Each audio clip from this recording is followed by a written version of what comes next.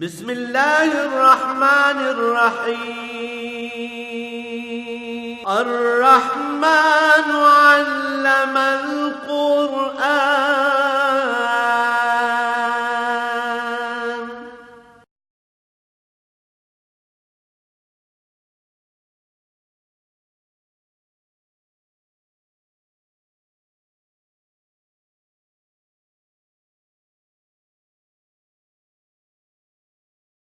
الحمد للہ رب العالمین والصلاة والسلام علی حبیبہ محمد وآلہ وصحبہ اجمعین.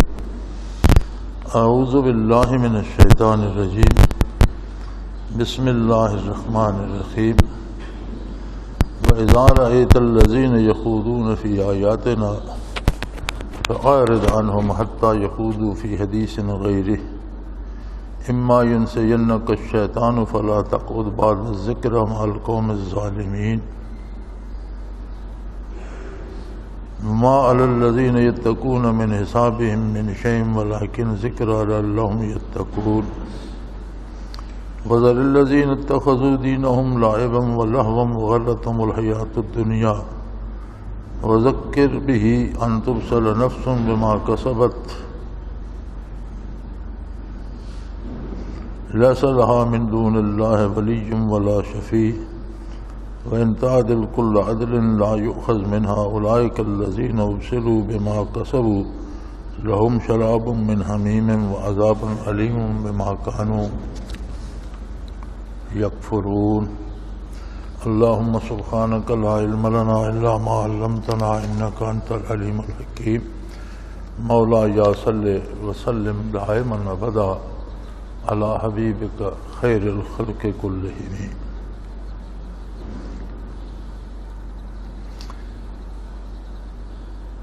ان آیات مبارکہ کا جن کی تلاوت کی سعادت نصیب ہوئی ہے با محاورہ ترجمہ عرض کیے دیتا ہوں کہ جب اے مخاطب جب تو ایسے لوگوں کو دیکھے جو اللہ کی آیات کا مذاق اڑا رہے ہیں تو ان سے علیحدہ ہو جا، تب تک ان کے قریب نہ جا جب تک وہ کسی دوسری بات میں مصروف نہ ہو جائے. اور کبھی غلطی سے اگر احساس نہ ہو یا شیطان یہ بات بھلا دے کہ یہ غلط کر رہے ہیں یا نہیں بیٹھنے چاہیے تو جیسے یاد آ جائے وہاں سے الگ ہو جاؤ، ان کے پاس مت بیٹھو. جو لوگ اللہ جل شانہ سے معاملہ درست رکھتے ہیں ان پر ان کی جواب دہی نہیں ہے، وہ اپنے کام کے خود ذمہ دار ہیں. لیکن اللہ کریم نصیحت فرماتے ہیں تاکہ لوگ اللہ سے معاملات درست رکھیں. اور جو لوگ دین میں ہنسی مذاق اور کھیل تماشا بنا لیتے ہیں ان سے الگ ہو جاؤ. انہیں دنیاوی زندگی نے دیوانہ کر رکھا ہے اور یہ نصیحت کرتے رہیے تاکہ لوگ اپنے کردار کی وجہ سے مصیبت میں نہ پھنس جائیں، کیونکہ ان کے لیے اللہ کے علاوہ نہ کوئی دوست ہے نہ سفارش کرنے والا.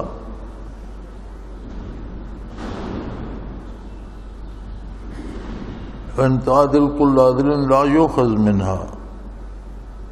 آدمی اگر صحیح بات کرتا رہے تو بے نصیب لوگوں کو اس سے بھی کچھ پلے نہیں پڑتا. یہ وہ لوگ ہیں جو اپنے کردار کا نتیجہ بھگت رہے ہیں. ان کے لیے جہنم کا گرم پانی ہوگا اور دردناک عذاب، اس لیے کہ وہ کفر کرتے رہے. بڑے خوبصورت اور پیارے انداز میں قرآن حکیم نے ایک عجیب بات بتائی ہے جو ہمارے معاشرے کی روزمرہ مصروفیات کا حصہ ہے. دنیا میں بنیادی طور پر قومیں دو ہی ہیں، مومن یا کافر. مومن سب ایک ہیں، مومنوں میں کوئی قسمیں نہیں ہیں، چلو کوئی زیادہ نیک ہوگا، کوئی اس سے کم درجے کا ہوگا، درجات میں تفاوت ہو سکتا ہے، لیکن ایمان سب کا ایک ہے۔ کفر کی بے شمار قسمیں ہیں، بحیثیت ملت فرمایا الکفر ملت واحدہ، کفر ایک ہی ملت ہے، لیکن ان کے کفر الگ الگ قسم کے ہیں، کوئی بت پوجتا ہے، کوئی ستارے پوجتا ہے، کوئی آگ پوجتا ہے، کوئی اللہ اللہ کے رسول کا مذاق نہیں اڑاتا، انکار کرتا ہے لیکن دین کا مذاق نہیں اڑاتا، کوئی مذاق اڑاتا ہے، الگ الگ قسمیں ہیں جن میں مختلف لوگ ہیں۔ کیونکہ لوگوں کی قسمیں صرف تین ہیں، مومن، کافر اور منافق۔ منافقین وہ ہیں جو بظاہر دعویٰ اسلام کا کرتے ہیں لیکن ان کے دل میں دین نہیں ہے، دنیاوی مفاد کے لیے اسلام کا دعویٰ کرتے ہیں۔ ایک قسم کفر کی زندقہ ہے، الحاد اور زندقہ، زندیق اور ملحد جسے کہتے ہیں۔ یہ ایک عجیب قسم ہے، یہ کہنے کو خود کو مسلمان کہتے ہیں لیکن انہیں نہ اسلام سے سروکار ہے نہ کفر سے سروکار ہے، وہ اپنی دنیا کے لیے جیسا رنگ موسم دیکھتے ہیں ویسا رنگ بدلتے رہتے ہیں۔ انہیں پتہ ہوتا ہے کہ یہ حق ہے لیکن ان کا دل قبول نہیں کرتا، وہ دنیاوی مفادات کے پیچھے بھاگتے رہتے ہیں اور بدلتے رہتے ہیں۔ تو مومن اور کافر کے تعلقات کی تعیین قرآن کریم نے بھی کی ہے، حدیث پاک نے بھی کی ہے، علماء نے بھی اس پہ بہت باتیں لکھی ہیں۔ صریح کافر جو ہے اس کے ساتھ کوئی ایسا تعلق جس پر دین پہ حرف آتا ہو وہ جائز نہیں۔ معاملہ کرنا جائز ہے، اس سے چیزیں خریدنا، اس کو چیزیں بیچنا، معاشرتی طور پر امن سے رہنا، وہ پڑوس میں ہے تو اس کا خیال رکھنا، بیمار ہے تو اس کی مدد کرنا، یا غریب ہے تو اس کی مدد کرنا، یہ ساری باتیں جائز ہیں۔ لیکن یہ اس کافر کے لیے ہیں جو واقعی کافر ہے۔ یہ جو زندیق اور ملحد ہیں، جو خود کو مسلمان کہتے ہیں لیکن دین کا مذاق اڑاتے ہیں، خود کو مسلمان کہتے ہیں لیکن اپنی نبوت کا دعویٰ کر لیتے ہیں، جیسے قادیانی یا اور اس طرح کے جھوٹے مدعیان نبوت، یہ ملحد اور زندیق ہیں۔ ملحدین اور زندیق جو لوگ ہیں ان کے ساتھ کسی طرح کا معاملہ کرنا جائز نہیں۔ یہ لوگ شرعاً واجب القتل ہیں لیکن ان کو میں اور آپ قتل نہیں کر سکتے، اسلامی حکومت کا کام ہے کہ ان پر قتل کی سزا جاری کرے، یا تائب ہو جائیں یا قتل کر دیے جائیں۔ یہ فریضہ اسلامی ریاست کا ہے، میرا اور آپ کا نہیں۔ اصول یہ ہوتا ہے جیسے ایک آدمی نے ہمارے سامنے قتل کر دیا، ہم دیکھ رہے ہیں، اب قاتل کی سزا تو موت ہے لیکن یہ سزا اسے عدالت دے سکتی ہے۔ ہم دیکھ رہے ہیں تو ہم شہادت دے سکتے ہیں کس شخص نے ہمارے سامنے قتل کیا ہے۔ اگر ہم اسے قتل کر دیں، اگرچہ وہ بندہ واجب القتل ہے لیکن ہم کر دیں گے تو ہم قاتل ٹھہریں گے، کیونکہ ہمارے پاس اسے قتل کرنے کی اتھارٹی نہیں ہے۔ عدالت اسے سزائے موت دے گی تو اس جج کو کوئی قاتل نہیں کہے گا، چونکہ وہ قانون کے مطابق شہادتیں لے کر اسے سزائے موت دے گا۔ تو یہی معاملہ ان ملحد اور زندیقوں کا ہے کہ حکومت کا فریضہ ہے، حکومتی عدالتوں کا فریضہ ہے، ریاست اسلامی کا فریضہ ہے کہ زندیق اور ملحد جو لوگ دعویٰ اسلام کا کریں اور عقائد گھر سے گھڑ لیے ہوں اور کفری عقائد کی اشاعت کریں تو ان کو وہ واجب القتل ہیں، لیکن ان کو قتل کرنا حکومت کی ذمہ داری ہے۔ ہمارے لیے کیا ہے؟ قرآن کریم فرماتا ہے کہ ایسے لوگ جو اللہ کی آیات میں کا مذاق اڑاتے ہیں، اب مذاق اڑانا کئی طرح سے ہے. ایک تو انکار ہے، وہ بھی مذاق ہے کہ بھلا یہ بھی کوئی بات ہے، ہم نہیں مانتے، یہ بات ماننے والی ہے ہی نہیں، ایسا کیسے ہوگا. جس طرح حشر کا انکار کرتے تھے اور کہتے تھے کہ جب مر گئے، مٹی کھا گئی، کہیں چلے گئے، کون دوبارہ زندہ کرے گا، ہڈیاں بھی گل سڑ گئی، یہ کیسے ہو سکتے. ایک تو یہ ہے. ایک مذاق اڑانا یہ ہے کہ آیات کا مفہوم بدل کر کفر کو حق ثابت کیا جائے. یاد رکھیں، جس طرح قرآن کریم اللہ کا ذاتی کلام ہے اور وحی الہی ہے، وحی الہی کا انسانوں میں سے سننے والا صرف اللہ کا رسول صلی اللہ علیہ وسلم ہے. حضرت محمد الرسول اللہ صلی اللہ علیہ وسلم وحی کی آواز وحی وصول کرتے تھے. آپ کے ساتھ جو لوگ خادم ہوتے تھے انہوں نے بھی وحی کی نہ آواز سنی، نہ انہوں نے آیت پڑھی، نہ انہوں نے حضور کے بتانے سے جانا. کوئی دوسرا گواہ نہیں ہے بجز اللہ کے. اور حضور کی نبوت بعثت سے لے کر قیامت تک ہے اور ساری انسانیت کے لیے ہے.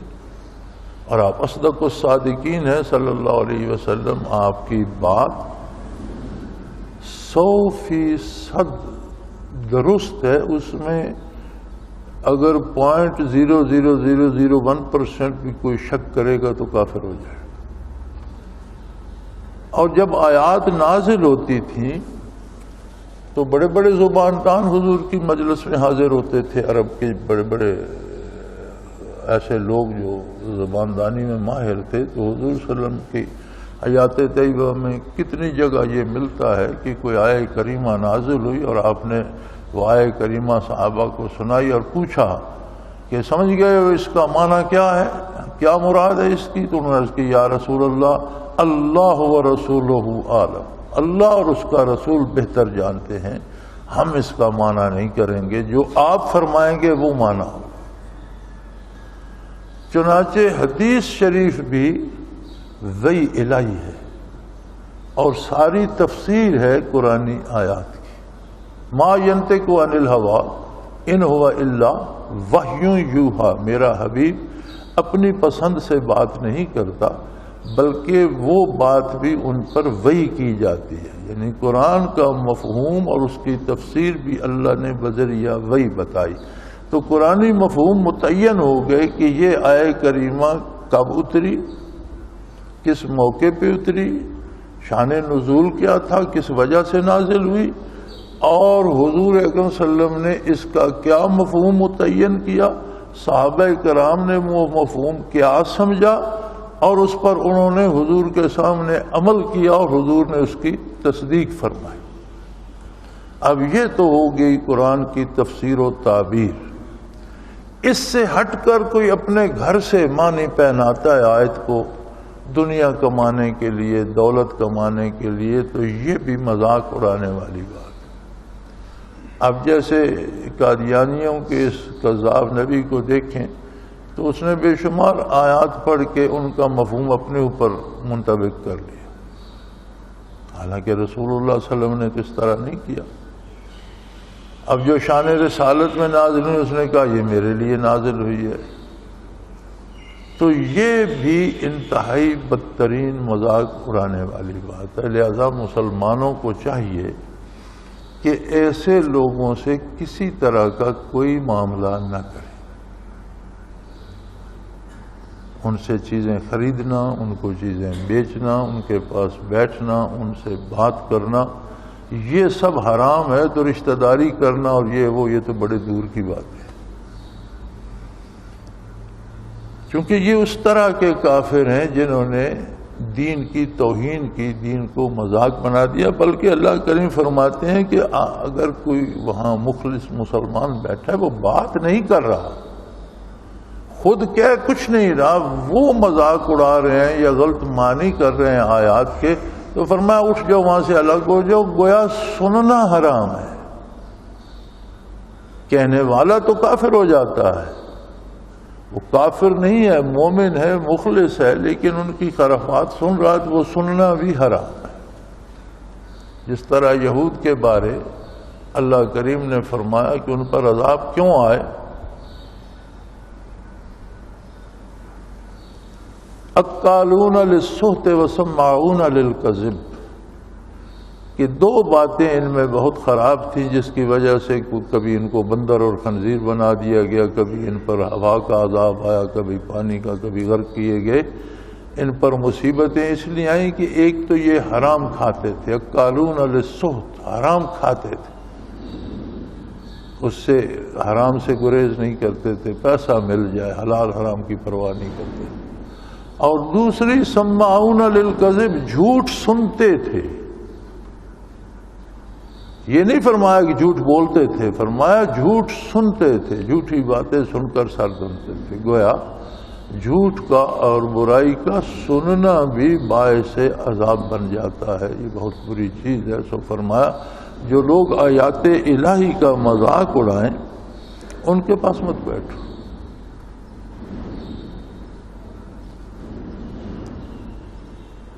اور اگر کبھی شیطان یہ بات بھلا دے اور تمہیں خیال نہ آئے کہ یہ کیا بک رہے ہیں، اس طرف توجہ نہیں کی، تو جیسے خیال آ جائے کہ یہ غلط باتیں کر رہے ہیں اسی وقت الگ ہو جاؤ۔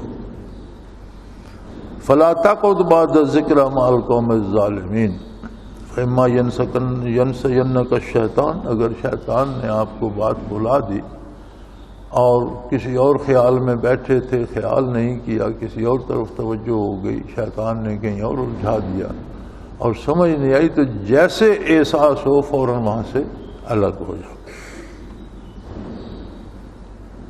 اس لیے کہ جو لوگ اللہ سے معاملہ درست رکھتے ہیں، اللہ کے نافرمانوں کا حساب ان سے نہیں لیا جائے گا، لیکن اس کی یہ شرط بھی ہے کہ اللہ والے ایسے گستاخوں سے الگ رہیں۔ ہوتا یہ ہے، اللہ کریم ہمیں معاف فرمائے، ہمارے سامنے اس طرح کی جرأت اور بے باکی کیوں ہوتی ہے؟ پورے ملک میں ایک شور اٹھا ہوا ہے کہ مغرب کے کچھ لوگوں نے نبی کریم صلی اللہ علیہ وسلم کی توہین کی اور کوئی خاکے جاری کیے، اللہ پناہ دے، نہ دیکھے ہیں نہ اللہ دکھائے۔ تو اس پہ احتجاج تو ہو رہا ہے اور بہت اچھی بات ہے، تمام عالم اسلام کو احتجاج کرنا چاہیے، بلکہ صرف احتجاج بھی اتنا مفید نہیں۔ جس ملک نے یہ کیا ہے اس سے بائیکاٹ کرنا چاہیے، اس کی چیزیں خریدنا چھوڑ دیں، اس کی اشیاء لینا چھوڑ دیں، اس سے تعلق ختم کر لیں۔ لیکن ایک وجہ اور بھی ہے، ایسا کیوں کرتے ہیں لوگ؟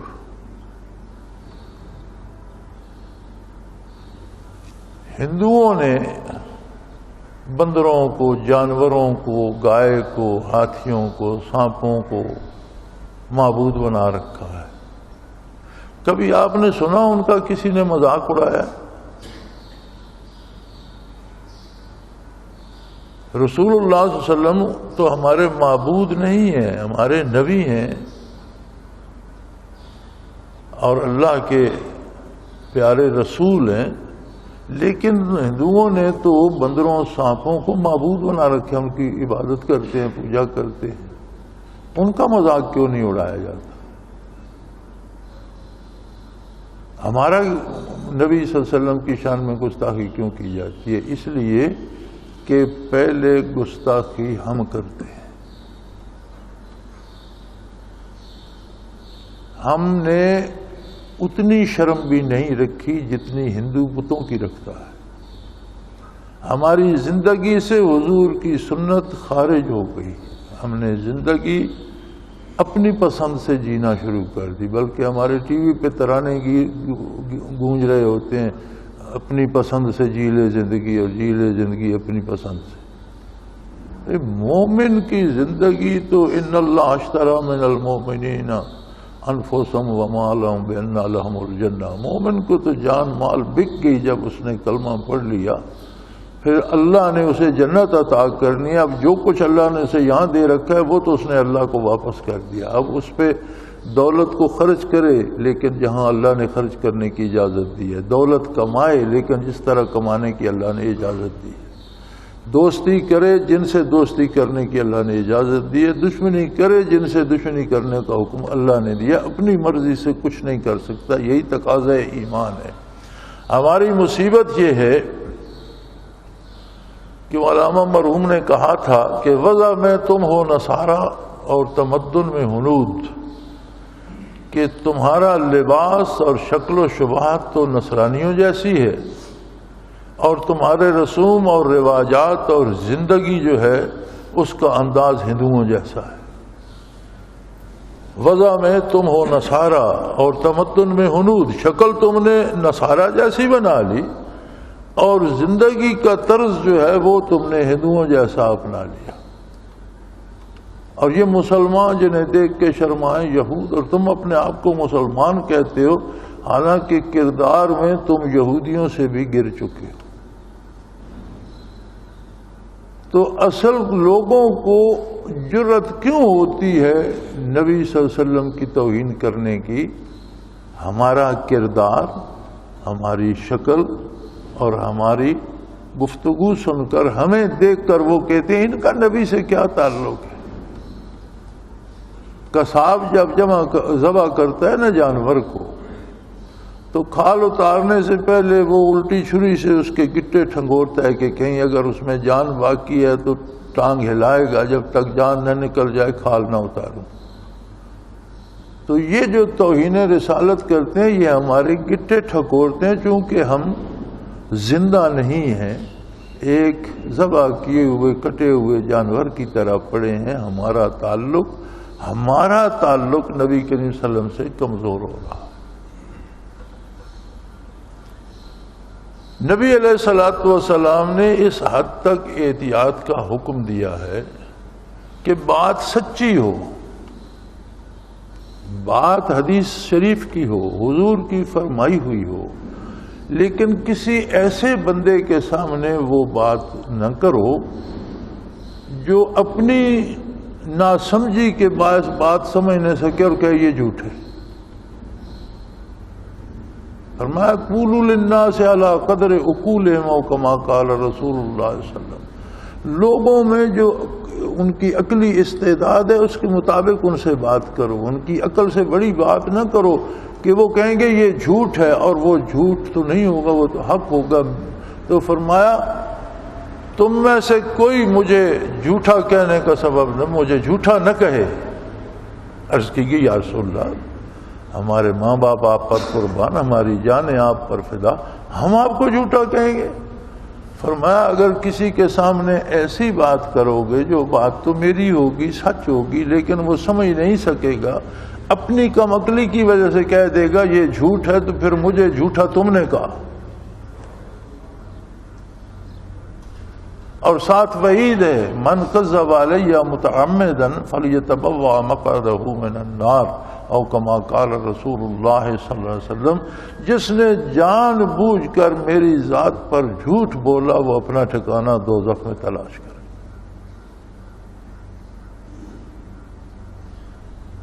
تو آپ دنیا میں ویسے ہم دیکھتے بھی ہیں، ہمارا تجربہ بھی ہے، کوئی چاہے تو پھر تجربہ کر لے، کسی بچے کو، کسی بڑے کو، کسی آدمی کو کسی مزاج کے لوگوں میں بٹھا دیں، کچھ عرصہ بعد دیکھیں گے تو اس کی اسی میں دلچسپی پیدا ہو جائے گی۔ کچھ لوگ تاش کھیلتے رہتے ہیں، آپ ان کے ساتھ کسی کو بٹھا دیں، وہ 2 دن بیٹھے گا، 10 دن بیٹھے گا، مہینہ، پھر وہ بھی کھیلنا شروع ہو جائے گا۔ کوئی کبوتر بازی میں مبتلا ہے، کبوتر اڑاتا ہے، وہ ایک دوسرے کو اس سے کوئی دلچسپی نہیں، لیکن اگر اس کے ساتھ مہینہ ڈیڑھ چھوڑیں تو اس میں بھی وہ عادت پیدا ہو جائے گی۔ انسانوں سے اثر لیتے ہیں، اسی لیے علماء حق فرماتے ہیں کہ واعظ کہنے کے لیے بھی بے دین لوگوں میں جانا فرض ہے، لیکن ان لوگوں کے لیے جو بے دینوں میں جا کر اپنا دین ضائع نہ کر بیٹھیں، جو اتنے مضبوط ہوں کہ کسی بے دین کی اصلاح تو کر سکیں، ان کے بگڑنے کا اندیشہ نہ ہو۔ اور جس بندے کے اپنے بگڑ جانے کا اندیشہ ہو اسے دینی کام کرنے کے لیے بھی بے دینوں میں مت بھیجیں۔ تو یہ آج کل کا عہد جو ہے یہ تو ہے ہی ایسا. ہمارے مرکز کے وزیر ہیں ماشاء اللہ، اور اب بھی ہیں، ان کے والد ایک صوبے کے وزیر اعلیٰ رہے تھے، ان کی اہلیہ محترمہ مشیر ہیں وزیر اعظم صاحب کی، وہ خود وفاقی وزیر ہیں. تو اگلے دن کابینہ کی میٹنگ ہو رہی تھی، شروع ہوئی، تو وزیر اعظم صاحب نے انہیں کہا کہ جی قرآن پڑھ دو. اب انہوں نے اٹھ کر کل شریف پڑھ دیا، لیکن کل شریف غلط پڑھا. اب کل شریف قرآن کی ایک چھوٹی سی ایسی صورت ہے جو ہر جاہل ان پڑھ چرواہے آجری کاشتکار نے بھی یاد کی ہوئی ہوتی ہے اور اکثر نماز میں پڑھتا ہے. بلکہ اکثر ہمارا جو ان پڑھ طبقہ ہے ان کا خیال یہ ہے کہ یہ ہے ہی نماز کا حصہ. سورۃ فاتحہ کے بعد ہر رکعت میں کل شریف پڑھتے. اب وفاقی وزراء کو نہیں آتی. اور مزے کی بات یہ ہے کہ اسے میں نے تو خبروں میں سنا، تو انہوں نے ٹی وی والوں نے پھر اسے ٹیلی فون کیا، اس سے بات کی کہ یہ کہتے ہیں آپ نے کل شریف غلط پڑھا، تو آپ کو آتا ہے کچھ؟ مجھے آتا ہے کہ سنا دیں. اس نے ٹی وی پہ سنایا، غلط پڑھا. انہوں نے کہا ایک دفعہ پھر سنا دے. اس نے دوسری دفعہ سنایا، پھر غلط پڑھا. یہ تو میں بھی سن رہا تھا. انہوں نے کوئی مولانا بھی بٹھائے ہوئے تھے، انہوں نے ان سے پوچھا کہ جی دیکھیں منسٹر صاحب نے کل شریف سنا دیا. تو مولانا فرمانے لگے کہ جو کچھ انہوں نے پڑھا ہے یہ قرآن میں تو نہیں ہے، کہیں اور سے پڑھا. تو اب جس ملک میں حال یہ ہو کہ سربراہ جو ہیں وہ کل شریف بھی نہ پڑھ سکیں، تو اس میں عام آدمی کس سے شکایت کرے، کس سے شکوہ کرے؟ لیکن ہر بندے کو اپنی قبر میں جانا ہے. زندگی موت کی طرف رواں دواں ہے، نہیں رکتی، مسلسل چل رہی ہے. اور یہ یاد رکھو زندگی موت کی طرف چل رہی ہے. یہ جن کی ہم سالگرہ مناتے ہیں نا بچوں کی اور بڑی دھوم دھام کرتے ہیں، ہم یہ بھول جاتے ہیں کہ اس کی زندگی سے 1 سال کم ہو گیا. ہم یہ خوشیاں تو منا رہے ہوتے ہیں بچہ جوان ہو گیا، لیکن یہ بات ہم بھول جاتے ہیں کہ اگر اس کی زندگی 50 سال تھی اور یہ 18 کا ہو گیا تو 18 50 سے مائنس ہو گیا. یعنی موت کے 1 سال قریب ہو گیا. پھر جشن منانے کی کیا تک ہے؟ توبہ کرنے کا مقام ہے، اپنی اصلاح کرنے کا مقام ہے. چونکہ زندگی کی سند تو کسی کے پاس بھی نہیں کہ کب موت آ جائے. سانس لی ہے پوری لے سکتا ہے یا آدھے میں موت آ جائے گی، لے لی ہے چھوڑ سکتا ہے یا زندگی ختم ہو جائے گی. چونکہ موت کی تلوار ہمہ وقت ہر سر پہ لٹک رہی. تو فرمایا اپنے کردار، اپنی گفتار میں بھی ان لوگوں کا ساتھ دو جو تمہیں اللہ کی یاد دلائیں. نبی علیہ الصلوۃ والسلام کی خدمت عالی میں یہ سوال پیش کیا گیا کہ یا رسول اللہ صلی اللہ علیہ وسلم، آپ تو سورج ہیں، نور بکھیرنے والا، روشنیاں بکھیرنے والا. جب کوئی مسئلہ پیدا ہوتا ہے یا تھوڑی سی فرصت ملتی ہے تو ہم کوشش کرتے ہیں مسجد نبوی میں پہنچیں، حضور کی صحبت میں پہنچیں. لیکن جب آپ دنیا سے پردہ فرما جائیں گے پھر کیا ہوگا؟ کس کے پاس جائیں، کس کے پاس بیٹھیں؟ پھر وقت گزرے گا، خلفاء راشدین، صحابہ کرام، پھر تابعین، تبع، یہ لوگ چلتے چلے جائیں گے، آگے گزرتے جائیں گے، اور دنیا تو آباد رہے گی، آپ کی نبوت بھی رہے گی، قرآن بھی ہوگا. تو پھر کس کے پاس جا کر بیٹھیں، کہاں اپنی بات کریں، کہاں مسائل کا حل ڈھونڈیں؟ تو حضور اکرم صلی اللہ علیہ وسلم نے فرمایا، آپ کے ارشاد کا ترجمہ ہے کہ ایسے لوگوں کے پاس بیٹھو جن کے پاس بیٹھ کر اللہ کی یاد آئے. پھر وہ لوگ ہوں گے اس کام کے، ایسے لوگوں کے پاس جا کر بیٹھو جہاں بیٹھ کر کوئی اللہ کی بات سنائے یا جسے دیکھ کر اللہ یاد آئے، جس کے پاس بیٹھ کر اللہ کی یاد آئے. ایسے لوگوں کی مجلس ضروری اختیار کر لینا. اور جو اللہ و آخرت سے بھلا دینے والے ہوں ان سے اجتناب کرو، ان سے الگ رہو. اور جو لوگ اللہ کی اطاعت کرتے ہیں ان پر کفار کا حساب تو نہیں ہے، انہیں ڈرنے کی کیا ضرورت ہے؟ جو کرتا ہے وہ خود بھرے گا.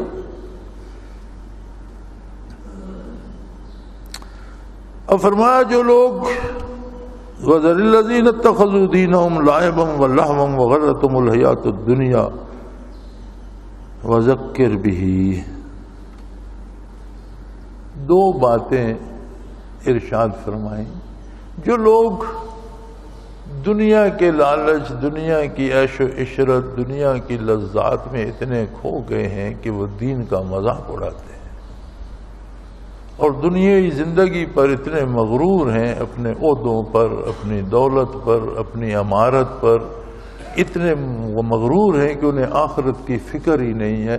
فرمایا ان کا ساتھ چھوڑ، ان کے ساتھ نہ رہو. لیکن ایک کام ہے، وَذَرِ الَّذِينَ اتَّخَذُوا دِينَهُمْ لَعِبًا وَلَهْوًا. ایسے لوگوں کو چھوڑ دو جنہوں نے دین کو مذاق اور کھیل تماشا بنا رکھا ہو. وَغَرَّتْهُمُ الْحَيَاةُ الدُّنْيَا، کیونکہ انہیں دنیا کی زندگی نے مغرور کر دیا ہے، دھوکہ دیا ہے. وہ سمجھتے ہیں کہ ہماری حکومت ہمیشہ رہے گی، ہم ہمیشہ دولت مند رہیں گے. انہیں یہ بھول گیا ہے کہ شاید کفن بھی نصیب ہوگا یا نہیں، شاید قبر بھی نصیب ہوگا کہ نہیں. اور ہمارے تو رسومات ایسی ہیں، وہی ہندوؤں والی رسومات ہیں، بندہ مر جائے تو اس کی اپنی جائیداد سے تو اسے کوئی کفن بھی نہیں دیتا. کہتے ہیں پتہ نہیں سسرال دیں گے کہ ننہال دیں گے. وہ ساری زندگی جو کماتا رہا اس میں اس کا کفن بھی نہیں بن سکتا. گھر سے کوئی کفن دینے کو بھی تیار نہیں ہوتا. یہ رواج بن گیا ہے نا، رسومات بن گئی ہیں، دین چلا گیا اور رسومات آ گئی. تو فرمایا وَلَٰكِنْ ذِكْرَىٰ لَعَلَّهُمْ يَتَّقُونَ. لیکن ایک بات ہے، نصیحت کرتے رہو، تعلق نہ رکھو، لیکن جو بات کرو اس میں نصیحت ہو، بھلائی ہو، اچھی بات ہو. شاید ان سے بھی کسی کو توبہ کی توفیق نصیب ہو جائے. دیکھیں بندے کا کردار دیکھیں اور اللہ کا کرم دیکھیں. فرماتے ہیں ان سے تعلق نہ رکھو، ان کی باتیں نہ سنو، ان کے پاس مت بیٹھو، لیکن اگر موقع ملے تو اچھی بات کہتے رہو. اگر ان میں سے بھی کوئی توبہ کر لے تو میری رحمت اس کو بھی بڑھ کر تھام لے گی. کتنی وسیع رحمت ہے اللہ کی اور کتنا بڑا کرم ہے اس کا. اور ایک ہم ہیں،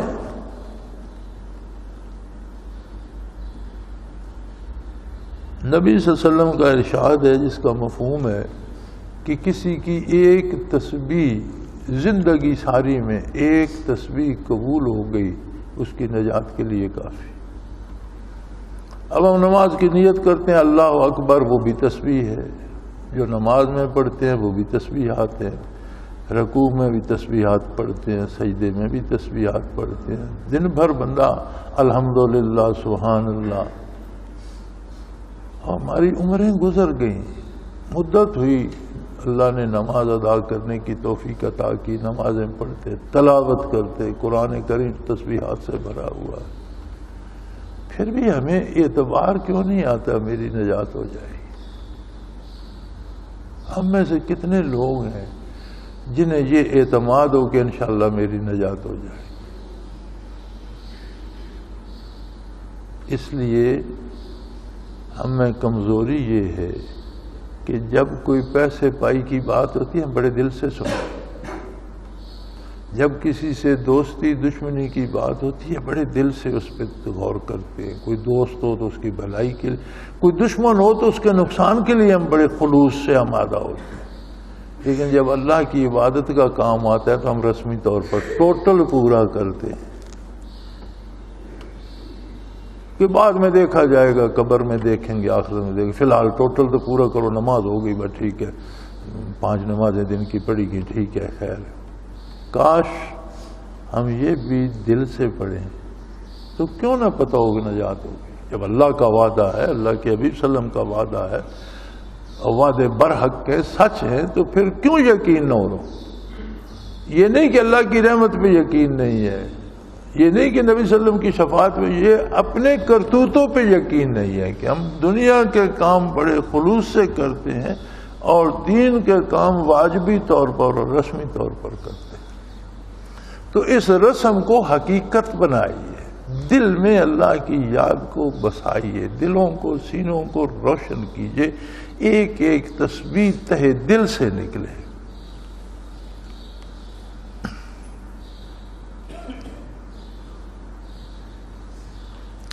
اور فرمایا نصیحت کرتے رہو ان تبصل نفس بما کسبت، یہ نہ ہو کہ یہ لوگ اپنے کرتوتوں کی سزا میں گرفتار ہو جائیں، اس لیے کہ سوائے اللہ کے نہ کوئی کسی کا دوست ہے نہ سفارش۔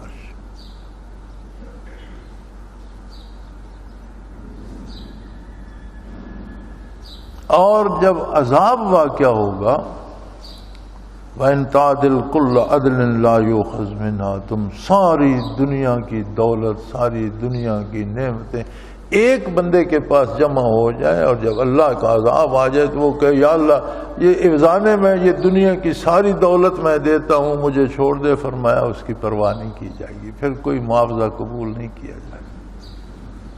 کوئی بندہ معاوضہ دے کر، دولت دے کر، سونا چاندی دے کر، زمین جائیداد دے کر اپنی جان نہیں چھڑا سکے گا، وہاں انصاف ہوگا۔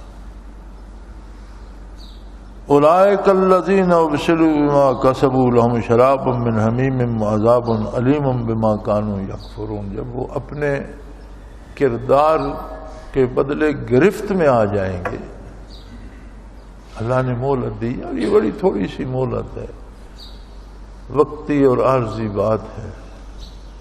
انسان کا مزاج بھی عجیب ہے، میں جتنا سوچتا ہوں میری سمجھ میں نہیں آتا۔ میں نے ایسے لوگوں کو دیکھا ہے جو دم مرگ ہیں، مر رہے ہیں، اب خود دنیا سے جانے کی تیاری ہے، تھوڑی سی جائیداد یا مکان ہے، کوئی مطلب کروڑوں اربوں کی نہیں۔ اب جو قاعدہ ہے شریعت کا کہ یہ اس طرح تقسیم ہو جائیں گے، اس پہ مطمئن نہیں ہے۔ اچھا یہ مکان میں فلاں بندے کے نام لگا دوں، یہ پیسے فلاں بندے کو دے دوں جو میرے حساب میں ہیں، یہ جو میری چند بیگھے زمین ہے یہ میں فلاں کو، یہ خدا کے بندے تو مر رہا ہے، قبر میں جا رہا ہے۔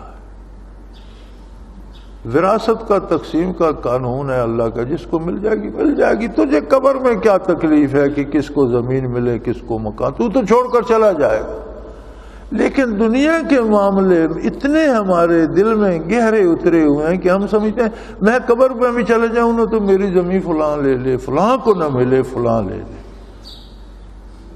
میرے جو پیسے ہیں جمع ہیں 2 لاکھ ہے 10 لاکھ ہے، یہ فلاں کو نہ ملے۔ یا خدا کے بندے تو قبر میں جا رہا ہے، تو قبر میں جاتے ہوئے بھی دین کے خلاف کام کر کے جانا چاہتے ہیں؟ بھئی جس کو اللہ نے جتنا حصہ مقرر کیا مل جائے گا، تجھے کیا؟ اب کسی کو بھی نہ ملے یا کوئی سارا ان سے لوٹ کے لے جائے تو تیرا تو اپنی زندگی کا حساب ہوگا۔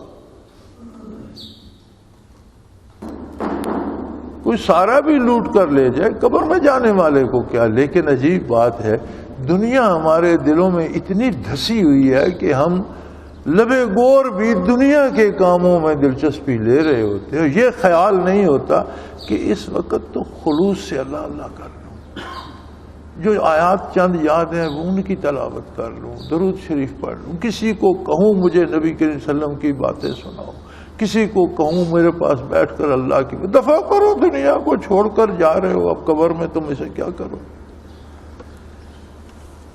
تو یہ جو بات میں عرض کر رہا ہوں یہ صرف کسی ایک بندے کی کہانی نہیں ہے، یہ میری اور آپ کی، ہم سب کی کہانی ہے۔ یہ دنیا ہمارے دلوں میں اتنی دھسی ہوئی ہے کہ ہم مرتے مرتے بھی اس کی فکر کر رہے ہوتے ہیں، اور دین کے ساتھ ہمارا تعلق واجبی سا ہے، جیسے گلے پڑ گیا، مسلمانوں کے گھر پیدا ہوئے مسلمان ہیں، چلو وقت ہوا نماز پڑھ لی، رہ گئی کوئی نہیں، پھر پڑھ لیں گے، نہ پڑھیں گے تو ایک نماز کا کیا ہے۔ قرآن کریم ہم پڑھ جاتے ہیں، ہمیں پتہ نہیں لگتا کتنا پڑھا کہاں رہ گیا۔ بڑے مزے کی بات یہ ہے کہ ہم پڑھ رہے ہوتے ہیں، آپ دنیا کی کوئی کتاب لے لیں، ریاضی کی ہو، طب کی ہو، کہانیوں کی ہو، کسی کے ہاتھ سے لے کر کتاب بند کر دیں، پھر اسے کتاب واپس کریں، وہ وہاں سے کھول لے گا جہاں سے اس نے چھوڑی ہے، اسے یاد ہوگا کہ یہاں تک میں نے پڑھی ہے، یہ بات میں نے پڑھی آگے رہتی ہے۔ کسی تلاوت کرتے ہوئے بندے سے قرآن مجید لے کر بند کر دیں اور اسے کہیں کہاں پڑھ رہے تھے، پھر پڑھو، عجیب بات ہے، اسے پتہ ہی نہیں ہو۔ کبھی خود تلاوت کرتے کرتے قرآن مجید بند کر دو اور پھر دیکھو کہ تم کون سی آیت پڑھتے. یار یہ دین کے ساتھ ہمارا ایسا برتاؤ کیوں ہے؟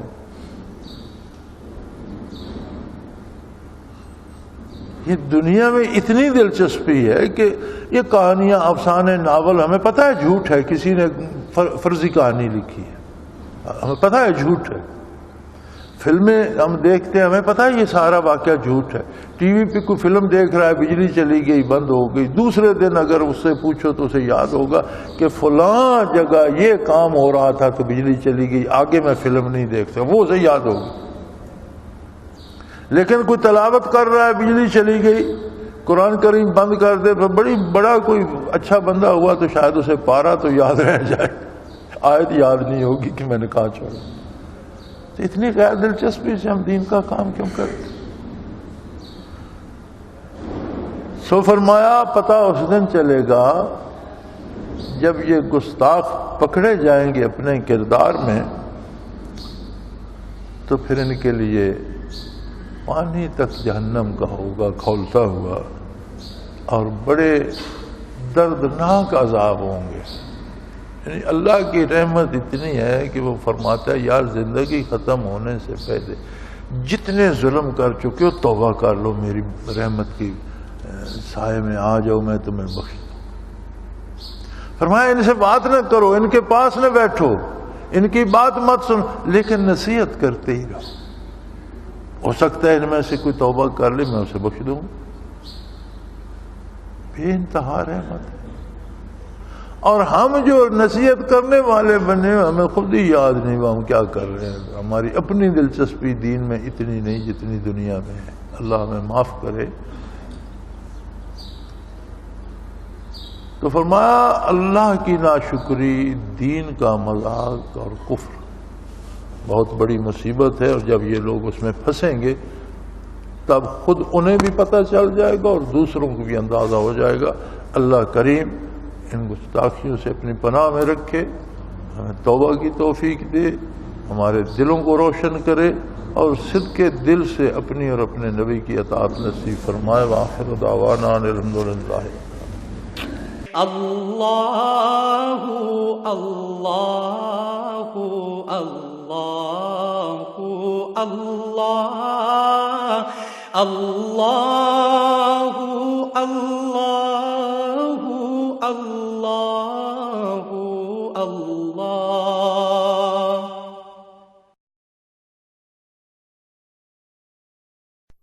حضرت امیر محمد اکرم آوان مد ذلہ العالی دارالعرفان منارہ ضلع چکوال میں سالہ سال سے قرآن و حدیث کے اوپر خطابات کر رہے ہیں اور سلسلہ نقشبندیہ اویسیہ کے مطابق لوگوں کو ذکر الہی کی تربیت دے رہے ہیں.